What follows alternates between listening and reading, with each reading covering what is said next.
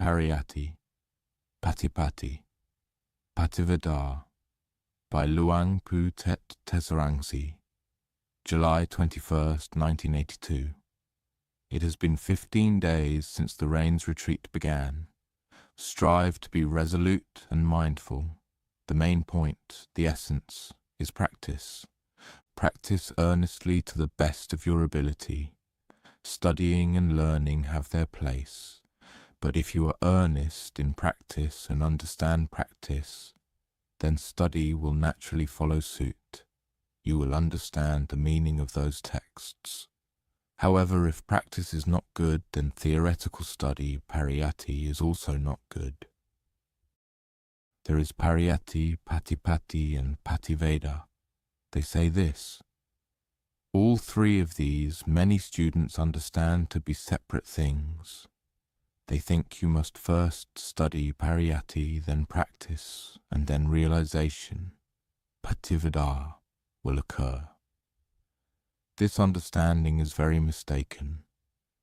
If you think you have to finish studying Pariyatti first, then there will be no time left for practice. It will be the end of it. Studying too much just becomes a matter of feeling your way along, and you never truly commit to anything. Where then will Pativedha come from? Pariyatti is what is called conventional reality, Sammuti Banati.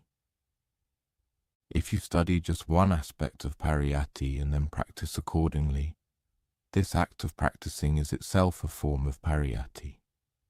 For example, practicing the meditation subject of mindfulness of breathing, Anapanasati, or the four foundations of mindfulness, Satipatthana. These are directly Pariyatti. We intend to practice the four foundations of mindfulness. What are they? Contemplation of the body, feelings, mind, and phenomena. We intend to contemplate them. After learning, we put it into practice. Try it. Contemplate the body. Contemplate it as the four elements: earth, water, fire, wind. Or contemplate it as unattractive, asubha, as foul, patikula. Or contemplate it as impermanent, anicca, suffering, dukkha, not self, anatta. All of these are possible. This is called studying Pariyatti, and then practicing. Feelings, Vedana, are the same. According to Pariyatti, which is conventional reality, the body and feelings are separate things. But when you practice, you will see they are actually one and the same. Contemplating the body is essentially contemplating the feelings themselves. Feelings arise from the body. They arise at the body. So, contemplating feelings is included in that. Pleasant, painful, neutral, these arise at this body. They appear at this body first. Even the so-called internal feelings, feelings that arise from the mind, pleasant, painful, neutral, arising from the mind, these also emerge from this body. As long as this body exists and is apparent, you must contemplate this very body. For feelings, you must also contemplate this body. Only when there is no body would you not contemplate it. Now, since this body exists, we contemplate the body, and feelings are contemplated along with it. Therefore, in practice, you see them as one. Now, when you contemplate the mind, you see your own mind as the one contemplating the various parts of the body. This is indeed the contemplation of the mind. Contemplating the body is itself contemplating the mind. Contemplating these three aspects is called contemplating phenomena, Dhamma, namely physical phenomena, Rupa Dhamma, and mental phenomena, Nama Dhamma. And where does it go? It becomes one. Studying Pariyatti requires practice. Contemplating the four foundations of mindfulness in practice converges into one thing. It is a singular practice.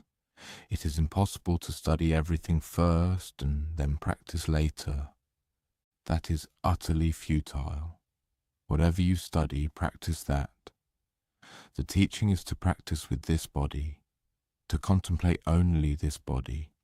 When you contemplate here at the body or feeling or the mind, and you see clearly and truly, that is Pativedha. You see them truly and genuinely as the four elements. There is no remnant of self. Every part, every component within us is entirely the four elements. What is called Satipatthana becomes clear right there. That is the foundation of mindfulness. It is not established elsewhere, but here at this body. That is called Pativedha, arising within that very contemplation. Speaking like this must be for practitioners. Those who are only into theoretical study do not speak this way.